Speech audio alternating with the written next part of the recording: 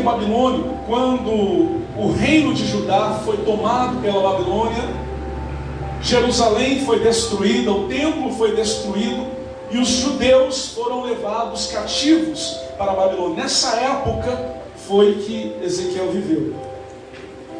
Ezequiel profetizou sobre os pecados do povo que os levaria a esse estado de juízo. Ezequiel profetizou dizendo: olha, precisamos nos arrepender, porque senão o juízo de Deus virá, a condenação virá e nós seremos destruídos. Assim havia também profetizado Jeremias, assim também profetizou Isaías antes ainda, assim profetizou outros como Miqueias e tantos outros profetas da época. Mas a nação de Israel, mais particularmente aqui nesta época, o reino de Judá, porque o reino já havia se dividido em duas partes, o reino do norte e do sul, Judá, o reino do sul, que havia ficado só com duas tribos, agora estava debaixo do juízo de Deus. Deus estava tratando com o seu povo. Mas aqui eu quero trazer você para uma verdade. Quando Deus trata com o seu povo, Deus trata para disciplinar, aleluia, para pôr em ordem a casa, para corrigir os erros e para colocar-nos no caminho reto. É isso que Deus faz. Durante toda a história do Antigo Testamento, desde o Gênesis, você vai encontrar um povo que nunca deixou de praticar a idolatria. Esse povo que Deus escolheu, chamado Israel, ou que nós chamamos de judeus, nunca deixou de se envolver com a idolatria, de flertar com a idolatria, com o pecado da idolatria, o que ofendia a Deus de forma muito direta, muito brusca, de forma muito incisiva. E Deus tratou, e Deus falou, e Deus falou, e Deus falou, mas esse povo não se corrigiu. Olha aí, Deus levantou Elias, Deus levantou Eliseu, Deus levantou tantos outros profetas e homens de Deus que falaram em nome do Senhor. Mas o erro, o pecado não era corrigido. Deus levantou reis como Ezequias e como Josias, reis que trataram de fazer reformas. Ezequias foi lá, derrubou os altares. A Escritura diz que ele derrubou os altares e derrubou todos os ídolos, todas as imagens, a escultura, e não deixou nada. Mas a idolatria permaneceu. A prova disso, o texto bíblico diz que derrubou tudo e não deixou nada, porque é uma linguagem hiperbólica, não é? É uma linguagem de hipérbole, não é? É como quando a gente diz assim: ah, eu estou morrendo de fome. Você está morrendo? Não, é uma linguagem hiperbólica. É como quando você diz assim: eu fiz uma festa de aniversário e foi todo mundo na minha festa, na minha casa. Cabe o mundo inteiro dentro da sua casa? Não, é uma linguagem de hipérbole. A linguagem bíblica foi usada ali de hipérbole, uma hipérbole também, dizendo que Ezequias havia destruído todos os altares e todas as imagens e havia acabado com a idolatria. De certa forma, sim, com o geral, com o grande, com o maior. Mas a idolatria permaneceu. Isso é tão verdade que há poucos anos agora, se não me engano, em 2012, em uma escavação de arqueologia bíblica, foi descoberta lá, arqueólogos escavando lá a região, descobriram um templo que data da mesma época, quando Ezequias havia acabado de destruir. Pouquinho tempo depois, poucos anos mais ou menos naquela época, aquele templo não foi destruído. Um templo de adoração pagã que rivalizava com o templo de Salomão, onde se adorava a Deus. Era um templo rival, de adoração a deuses estranhos, a imagens de escultura. Então a idolatria permaneceu. Deus levantou profetas, Deus levantou reis que trabalharam isso, que lutaram para isso, mas a idolatria permaneceu. E um dos profetas que Deus levantou foi esse daqui, foi Ezequiel. Ezequiel profetizou, mas o povo não ouviu, e então a mão de Deus veio trazendo juízo, trazendo condenação, trazendo disciplina. A vara de Deus veio e trouxe a disciplina. O reino foi destruído, os babilônios vieram, levaram o povo cativo e destruíram a cidade, destruíram o templo, saquearam tudo. E agora, a esperança de Israel foi-se embora. A glória da nação de Israel fora destruída, porque a glória da nação de Israel, mais propriamente nessa época, a glória da nação de Judá, do reino de Judá, do reino do sul, a glória dos judeus, era o templo de Salomão. Era o templo onde se adorava o Deus Criador. Mas os inimigos vieram e destruíram, e Deus permitiu que isso acontecesse. Mais ainda, a Bíblia diz, o próprio Deus falando por meio do profeta, que era Ele, Deus, que ia trazer os inimigos para destruir. Afinal, Ele é soberano. Ele está no controle. Olha aí. E aqui está Ezequiel. Depois que tudo isso aconteceu, Deus dá visões a Ezequiel de uma restauração. Sabe por quê? Aquilo que eu te falei, quando Deus trata com o seu povo, Deus não trata para destruir simplesmente, não. Deus trata para corrigir os erros. Deus trata para disciplinar. Deus trata para arrancar as arestas. Deus trata para trazer para o caminho de volta. Deus trata para endireitar o que está torto. É isso que Ele faz. E as visões que Deus dá a Ezequiel é a visão de uma nova cidade, é a visão de um novo templo, é a visão de uma nova época, uma época de restauração que viria no futuro. Deus há de restaurar o seu povo, é o que Deus estava dizendo a Ezequiel. E no final da sua profecia, no último capítulo, no último versículo, o Senhor diz assim: olha, a coroa dessa restauração será a minha presença entre o meu povo, entre os meus, aqueles que eu escolhi e que eu chamei pelo nome. Quando nós olhamos para esse versículo aqui, meu Deus, e a Bíblia dizendo aqui nesses últimos versículos, nós não lemos, mas os últimos versículos falam da cidade, das portas aqui da cidade. Fala aqui de como seria, e aqui no finalzinho está dizendo: a distância toda será de 18.000 côvados em redor, e o nome da cidade, desde então, desde aquele dia, o nome da cidade, depois de restaurada por Deus, será: o Senhor está presente, será a cidade onde Deus está presente, junto ao seu povo. Oh, glória! Esta foi a palavra de Deus por meio do profeta Ezequiel. Sabe o que Deus quer dizer com isso? Se Deus está tratando contigo, ainda que seja por meio da disciplina, saiba que não é para te destruir, é para te corrigir, é para te dar uma nova oportunidade, é para restaurar, como foi cantado, como foi falado aqui, para pegar o vaso quebrado e fazê-lo de novo, para pegar o vaso que está rachado e reconstruí-lo, refazê-lo. É isso que Deus faz. Deus pega o vaso que está ali se quebrando nas mãos dele e ele refaz novamente, e agora um vaso de honra para a glória do seu santo nome. E aqui eu quero dizer essa noite, como tema proposto foi a presença de Deus. Eu quero dizer essa noite, na verdade o tema proposto foi Jeová Samar, né? O Deus que está sempre presente, fazendo menção, pelo que eu vi aqui na folha, fazendo menção àquilo que tem sido chamado por alguns de os 7 nomes redentores de Deus, né? Na verdade tem muitos outros nomes de Deus na Bíblia, mas esses nomes têm sido apontados desde que um evangelista americano, norte-americano, que ganhou muitas almas para Jesus, fez um tratado sobre esses nomes. Desde então tem sido conhecido como 7 nomes redentores. Redentores por quê? Porque indicam algo de Deus de forma a tratar com o seu povo, para redimir o seu povo de uma condição de destruição, de uma condição de perdição, de uma condição de miséria, de uma condição de insuficiência ou coisa parecida. E onde está a questão da redenção nesse nome? Deus está presente. Onde está a questão da redenção? É só você olhar para Gênesis. A Bíblia diz que no livro de Gênesis, Deus, quando criou os céus e a terra e criou todas as coisas, Deus criou também o ser humano e colocou o homem no jardim do Éden.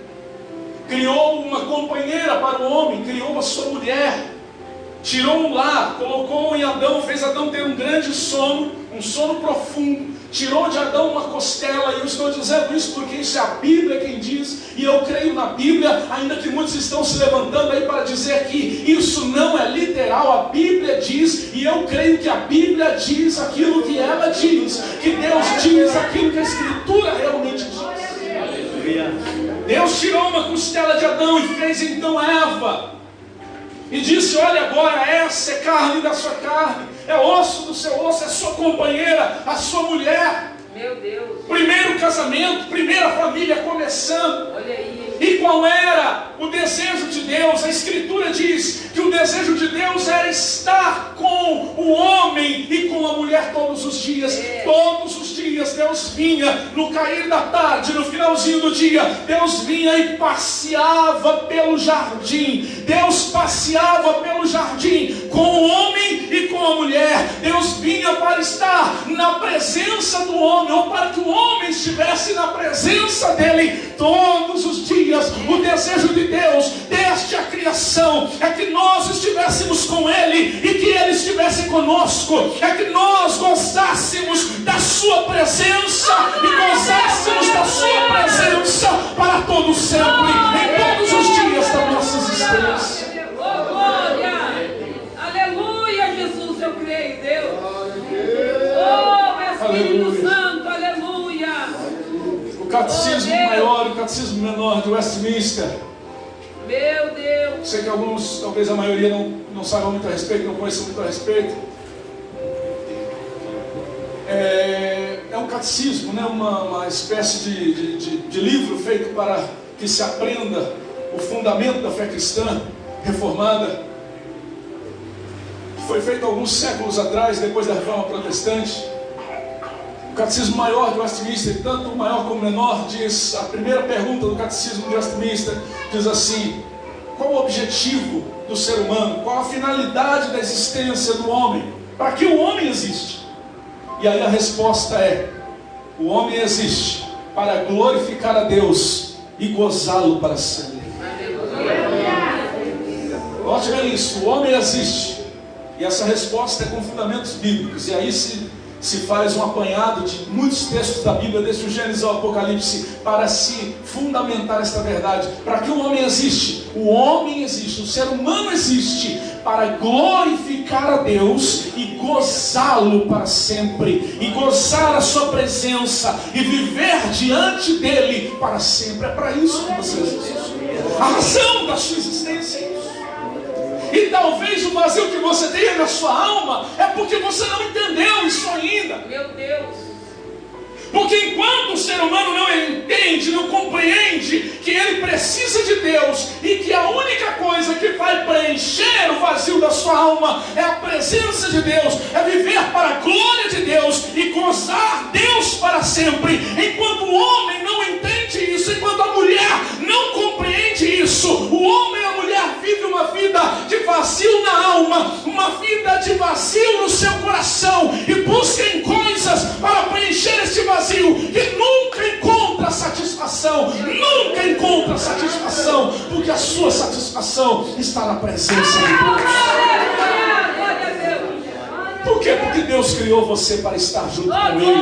Ele criou você para estar na presença dEle. Você nunca se sentirá bem satisfeito se não estiver na presença dEle. Por que nome redentor?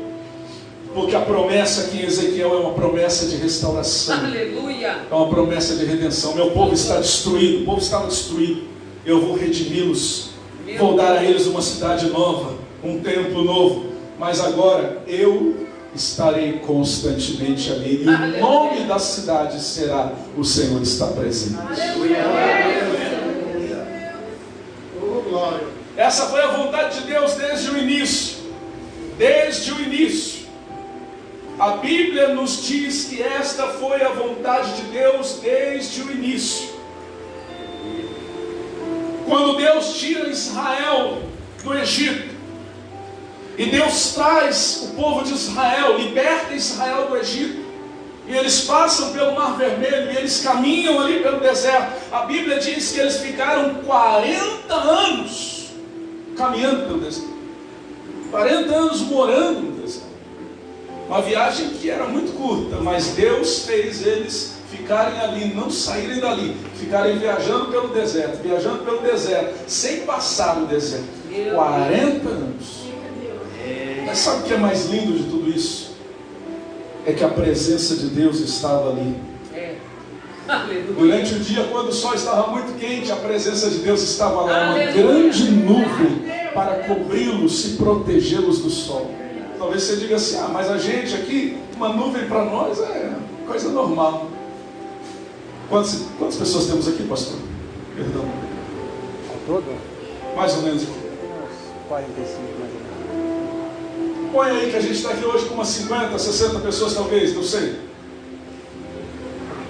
Uma nuvem para cobrir nós aqui é muito simples, muito natural. Mas eles estavam no deserto. A Bíblia diz que quando saíram do Egito, só homens eram mais de 600.000 homens, sem contar mulheres e aqueles que tinham menos de 20 anos de idade, que eram considerados como crianças. Se você colocar uma mulher para cada um desses homens adultos, nós teremos 1.200.000 pessoas. A cidade de Marília tem o quê? 250 talvez? 250 mil habitantes, eu acho, ou coisa parecida.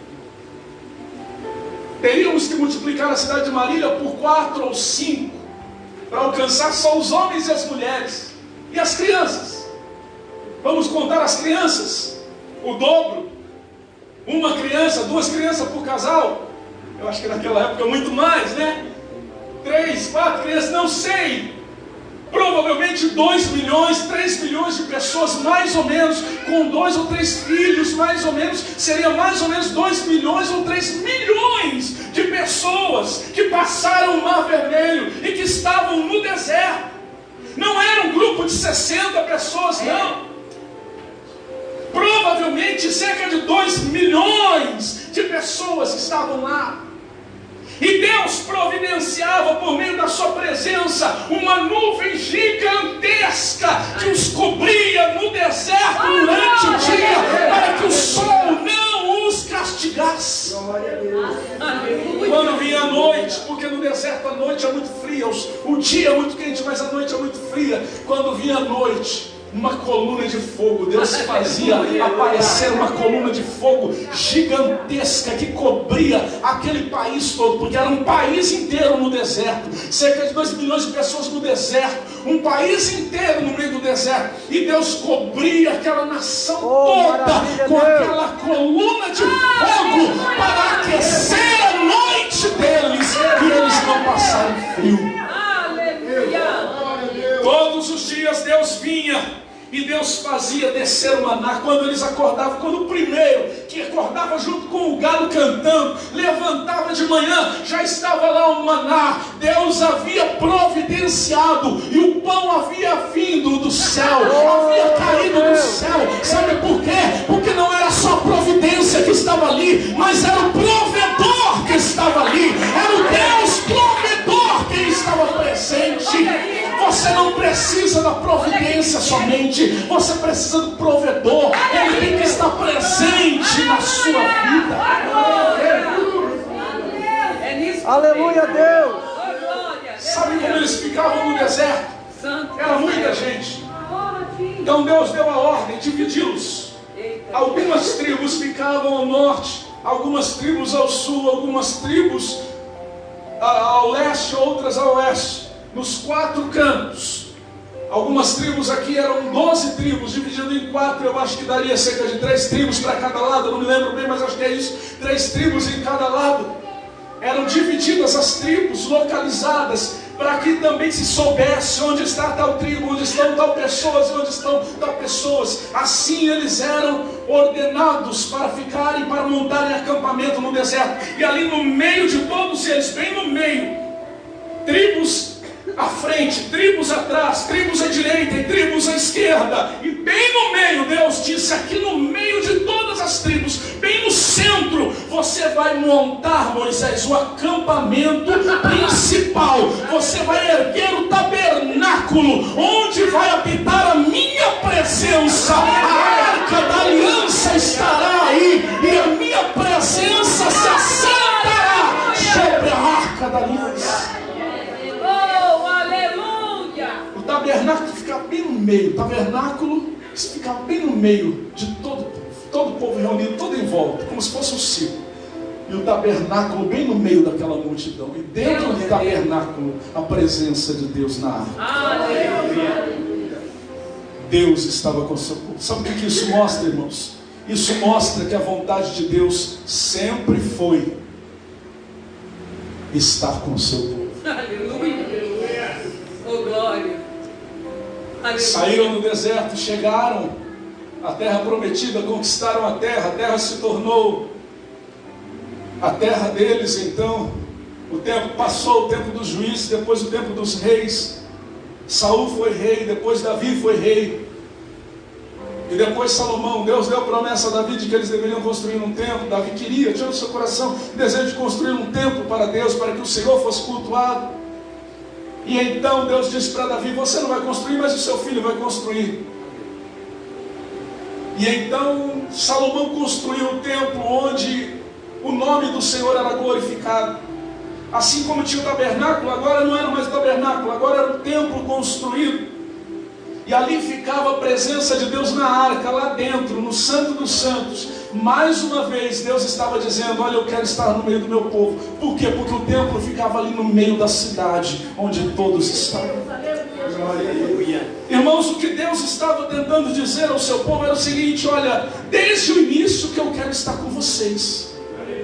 Desde o início que eu quero estar perto de você, e quero que você esteja perto de mim. Desde o início Deus estava dizendo para cada uma daquelas pessoas, para cada ser humano, e está dizendo hoje para nós: o que eu quero desde o início é estar contigo, e quero que você esteja também comigo. Deus quer estar conosco. Esse é o desejo dele, e isso é tão verdade, que o homem está caído em pecado, porque Adão pecou, Eva comeu fruto, Adão comeu fruto.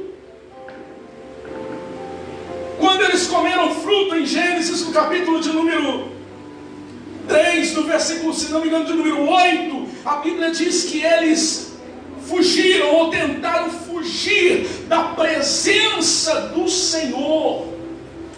Isso é importante, irmãos. Por que isso é importante? Isso nos mostra que quando o homem, a mulher, o ser humano cai em pecado, quando o homem e a mulher decidem viver em pecado, começa a viver uma vida de pecado, ele começa a se esconder. Gênesis capítulo 3, versículo 8. Então, ouvindo a voz do Senhor Deus que passeava pelo jardim na viração do dia, esconderam-se o homem e a sua mulher da presença do Senhor Deus. Olha aí, esconderam-se. Quando nós estamos em pecado e não queremos nos arrepender, nós nos esquivamos, tentamos nos esconder da presença de Deus. Entenda uma coisa: Deus não quer que você se esconda, Deus quer que você se aproxime dele. Sabe por quê? Porque ele vai matar o cordeiro para tirar a pele e fazer uma vestimenta para você, como ele fez para Adão, e cumprir a vergonha do teu pecado. Esse é o Deus que redime. Esse é o Deus redentor que deseja estar conosco. E é por isso que João, no capítulo de número 1, Evangelho de João, capítulo 1, versículo 1, diz que no princípio era o Verbo, e o Verbo estava com Deus, e o Verbo era Deus. E no versículo 14 diz que o Verbo se fez carne e veio habitar entre nós. Ele que é Deus veio habitar entre nós. Ele deseja estar conosco. Ele sempre desejou estar conosco. Aleluia, O desejo de Deus é estar contigo. Glória, glória, glória a Deus, aleluia. O desejo de Deus é estar conosco.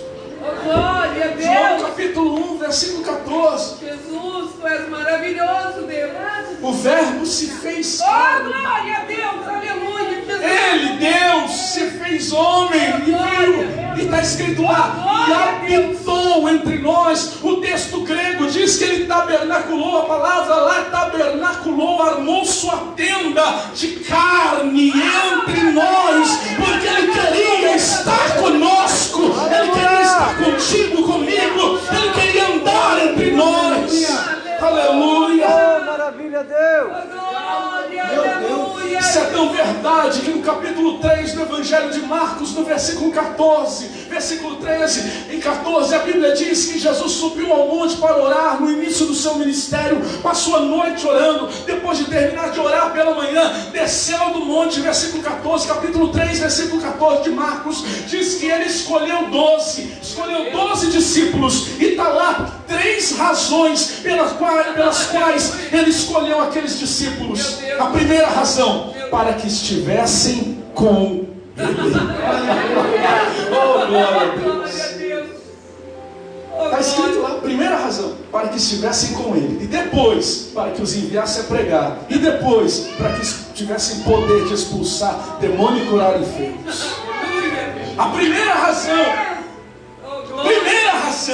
é estar com ele. Aleluia, E Deus. aqui vai uma palavra aos irmãos e irmãs que têm ministério, que gostam de pregar, de orar pelas pessoas. Entenda uma coisa, olha aqui para mim, entenda uma coisa. Não estou dizendo que você não tem que fazer, pelo contrário, a Bíblia nos dá a ordem de ir, pregar o Evangelho a toda criatura, ensinar o Evangelho, fazer discípulos de todas as nações. É a ordem que nós recebemos de Jesus. Porém, a primeira razão pela qual você foi chamado é para estar com Ele. É para estar. Aleluia. Oh, glória a Jesus. Não adianta você querer pregar se você não estiver em comunhão, em contato. Não adianta querer orar pelos outros se você não está cultivando uma vida de intimidade com Ele. Não adianta você querer falar se você não está em comunhão constante com Ele, se você não está com Ele constantemente, porque esta é a razão principal pela qual Ele escolhe os seus, para estarem com Ele. Aleluia. Para estarem com Ele. Aleluia, Deus. Aleluia. Oh, glória a Jesus. E ainda, voltando ao Evangelho de João, e aqui se você puder abrir, eu vou pedir que você abra, que esse texto é lindo. Meu Deus. Aliás, o Evangelho de João é maravilhoso, né? Oh, glória a Jesus. Esse texto é um texto muito especial, irmãos. Aleluia.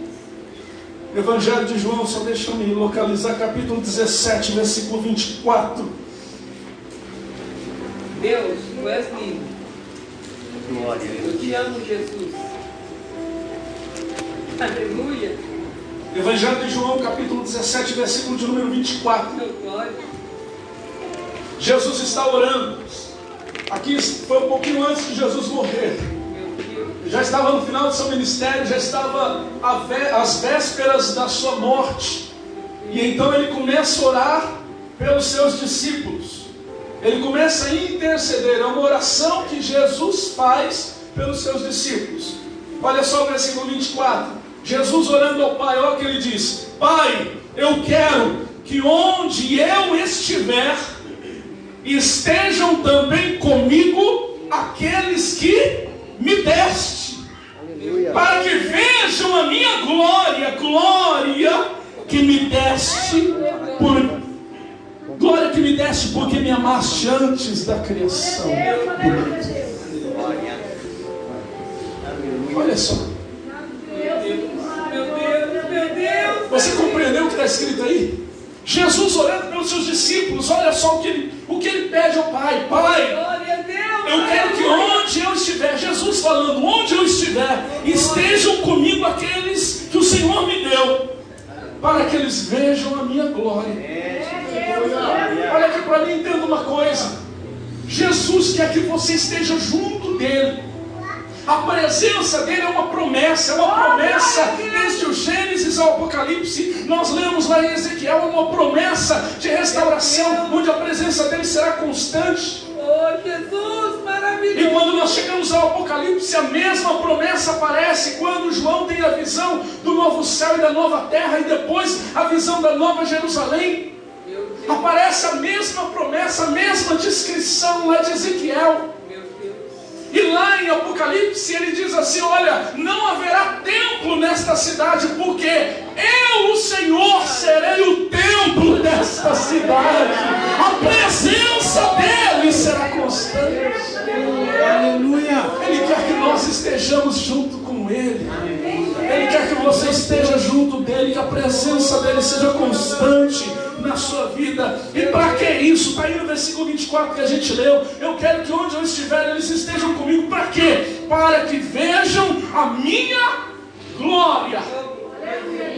Para que vejam a minha glória. Olha aqui para mim um momento. Já estou terminando. Olha aqui. Talvez alguém esteja pensando aí, então Jesus era meio que daquele tipo que gosta de ostentar, né? Eu tenho glória e quero que eles estejam comigo para ver a minha glória. Não, você se enganou.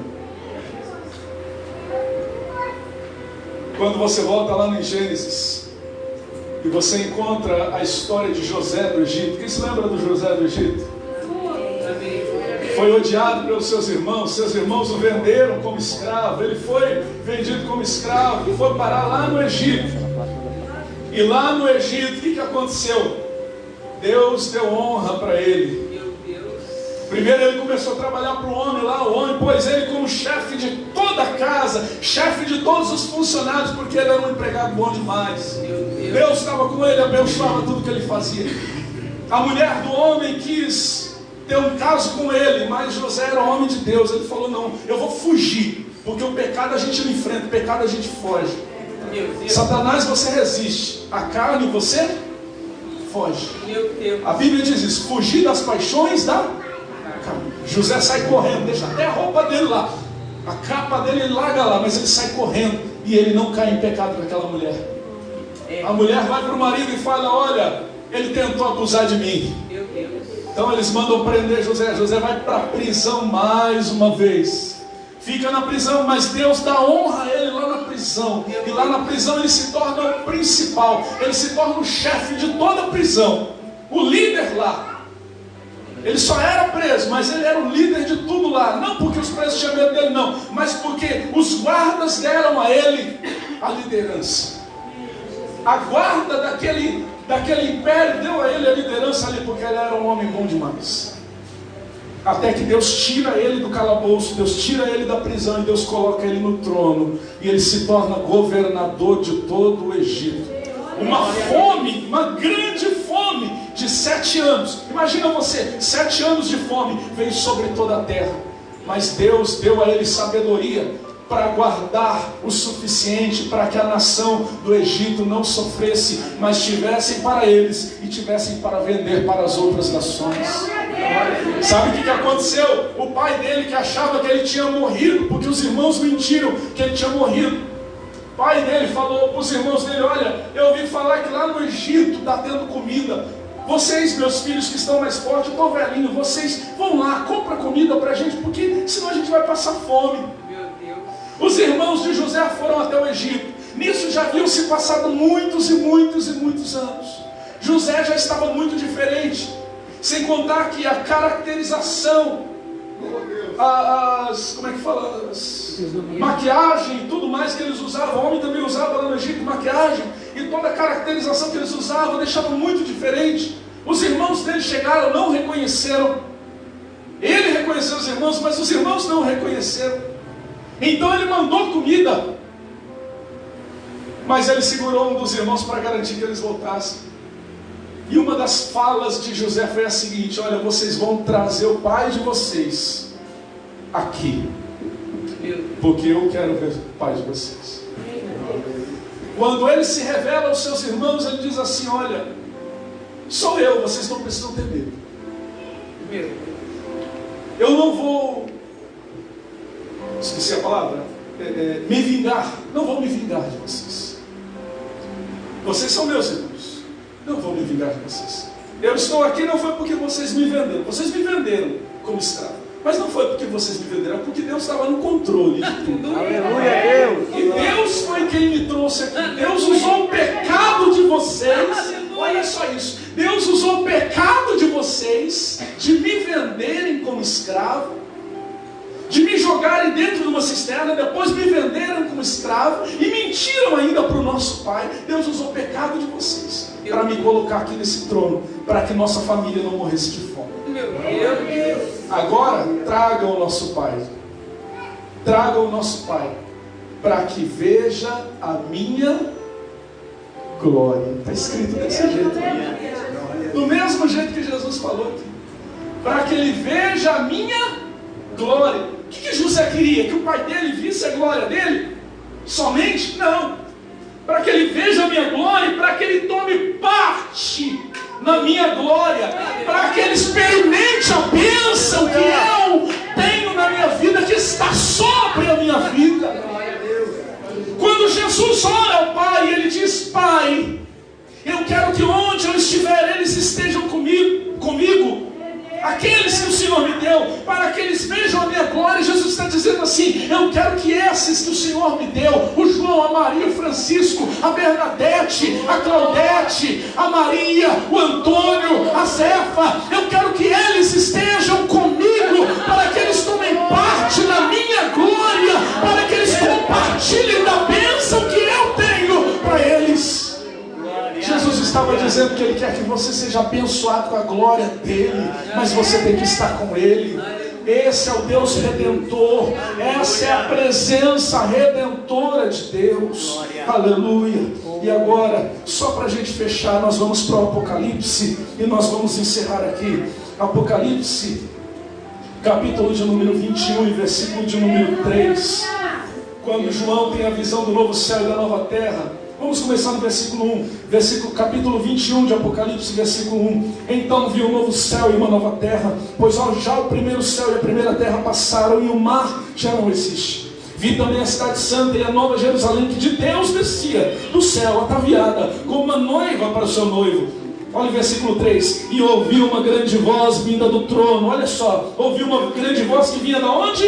Do trono. Uma grande voz que vinha do trono. E ela dizia o quê? Agora o tabernáculo de Deus está com os homens. Deus habitará com eles, e eles serão o seu povo, e o próprio Deus estará com eles e será o seu Deus. Aleluia, Deus! Esse é o desejo de Deus. Oh, glória! O que Deus tem preparado para nós na eternidade é isso. É a presença dEle constantemente. E aqui nós só seremos felizes se nós entendermos isso, e se nós começarmos a viver isso aqui.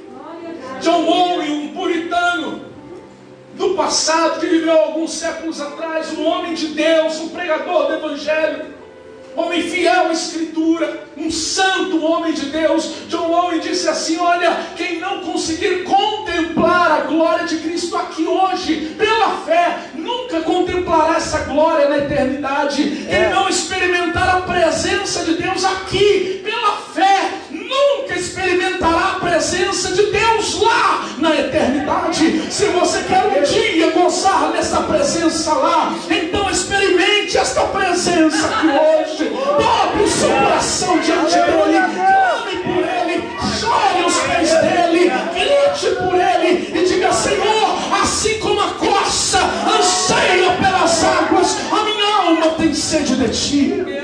Diga isso para Ele, que essa seja a oração do seu coração. Aleluia. Versículo 22 e 23, vamos ler ainda capítulo 21, versículo 22 e 23. Nela, não, aqui está falando já da cidade, tá? Primeiro falou aqui do novo céu e da nova terra. Agora aqui, versículo 22 e 23, falando da cidade. Nela não vi templo, porque o seu templo é o Senhor Deus Todo-Poderoso e o Cordeiro. A cidade não necessita nem de sol nem de lua, para que nela resplandeçam, pois a glória de Deus a ilumina, e o Cordeiro é a sua lâmpada. Aleluia. A presença dEle constante é a promessa que nós temos para a eternidade. Mas hoje você precisa experimentar essa presença. Eu poderia hoje ter vindo aqui para falar para você de uma bênção material, de uma bênção dessa vida, mas eu sei que você não vai ser transformado por isso. É Deus. E talvez você até receba alguma bênção passageira desta vida, mas isso é transitório, isso é passageiro. Hoje você tem, amanhã você não tem. Hoje ela vem, amanhã ela vai. Porque quando Deus disse para Elias: olha, vai lá para o ribeiro, porque você vai beber água do ribeiro, eu vou mandar que o corvo traga alimento para você. Elias foi para o ribeiro, ficou lá no ribeiro, mas com o passar do tempo, com o passar dos meses, a água do ribeiro secou. A bênção vem mas ela passa. Essa bênção transitória aqui desta vida, o carro novo, a casa nova, a bênção material, o serviço, a porta de emprego, aquilo outro, aquilo outro, aqui, ali, isso vem, isso vai, assim como a luta vem e vai. Por isso que eu estou aqui hoje falando para você de algo mais especial que isso, de algo melhor, de algo mais duradouro, que é a presença dele na sua vida, hoje e por toda a eternidade, hoje e para todo sempre. Coloque-se de pé, por favor, em nome do Senhor Jesus. Aleluia. Aleluia. Oh Deus, tu és lindo. Aleluia. Segura a mão de quem está do seu lado, fecha os seus olhos, se você pode. Tu és lindo, Deus. Tu és lindo, Jesus, querido.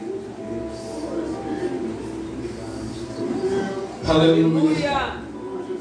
Essa é a promessa dele para nós e nós Aleluia. precisamos crer. Fecha os seus olhos, por favor. Oh, aleluia. Essa é a promessa dele, nós precisamos crer e buscar isso. Nós precisamos que esse seja o anseio da nossa alma, Aleluia. que esse seja o desejo do nosso coração.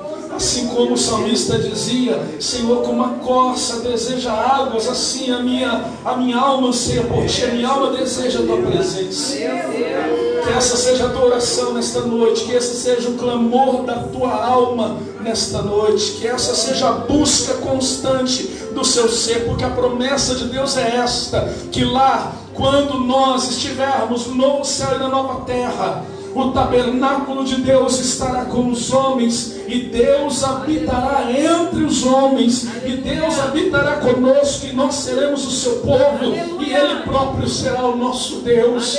Então adore o Senhor aqui, contemple a glória do Senhor aqui, feche os seus olhos pela fé, creia que Ele está aqui, e diga para Ele: Senhor, eu estou aqui, eu me prostro aos seus pés, eu dobro o meu coração diante de Ti, eu choro diante de Ti, a minha alma está quebrantada diante de Ti, porque eu sei que eu preciso de Ti, eu sei que eu necessito de Ti. Vem, Senhor, sobre a minha vida, diga isso para Ele: vem, Senhor, e transforma a minha vida. Clame por Ele nesta hora. Aleluia. Senhor nosso Deus, a oração que nós fazemos a Ti nesta noite é esta: que Tu venhas com a Tua misericórdia infinita, porque afinal nenhum de nós aqui é digno de coisa alguma. Nós não merecemos, não há em nós merecimento algum, não há em nós merecimento algum para recebermos de Ti, Senhor, mas Tu és misericordioso, e Tua graça é infinita, Tua graça nos redime, Tua graça nos salva,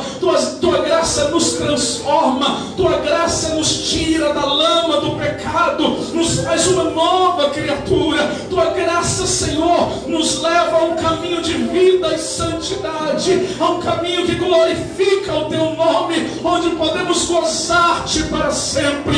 E nós pedimos agora que assim seja conosco, Senhor, que a Tua presença seja constante em nossa vida, em nosso andar, em nosso caminhar, no nosso deitar, no nosso levantar, em cada dia de trabalho, em cada dia, Senhor, de estudo, em cada dia, meu Deus, de congregar com os irmãos, em cada dia, Senhor, com a família, com a esposa, com os filhos, que a Tua presença seja constante em nós, e que a glória do Senhor possa refletir-se em nossa vida, possa refletir-se em nossa vida. A Tua palavra diz, Senhor, que este é o desejo do Teu coração, e nós cremos que este é o desejo do Senhor para nós, que nós possamos experimentar a Tua presença, gozar a Tua presença e estar na Tua presença. É isso que nós queremos. Senhor, nós queremos mais de Ti. Senhor, nós queremos mais de Ti. Nós queremos mais de Ti, Senhor, nesta noite. Nossa alma deseja mais de Ti, Senhor, mais do Teu conhecimento, mais do conhecimento da Tua palavra, Senhor, mais do conhecimento daquilo que Tu és, de como Tu és, de quem Tu és, de como Tu fazes, mais do conhecimento, Senhor, do Deus que tudo pode, do Deus que tudo faz. Nós, Senhor, nós queremos mais de Ti, mais dessa presença que nos faz sentir-nos afagados como o pai que afaga o filho, como o filho que é afagado pelo pai. Nós queremos sentir-nos, Senhor, hoje como o filho no colo do seu pai. Assim Assim, Senhor, nós queremos experimentar a Tua presença. Manifesta esta presença que cura as feridas da nossa alma, que sara as feridas abertas dentro da nossa alma. Feridas, Senhor, talvez algumas de longa data, mas o Senhor cura com a Sua presença. O Senhor cura com o Seu afago. O Senhor cura com o Seu carinho. O Senhor cura com as Suas mãos, com o Seu colo. Meu Deus bendito, toma as nossas vidas nos Teus braços e cuida de cada um de nós aqui. Manifesta a Tua graça redentora na vida de todos nós aqui, para que assim o Teu nome bendito seja glorificado, o Senhor seja glorificado em nossas vidas, e isso seja para todos sempre, em o nome de Jesus, em o nome de Jesus. Amém, Senhor. Graças a Deus.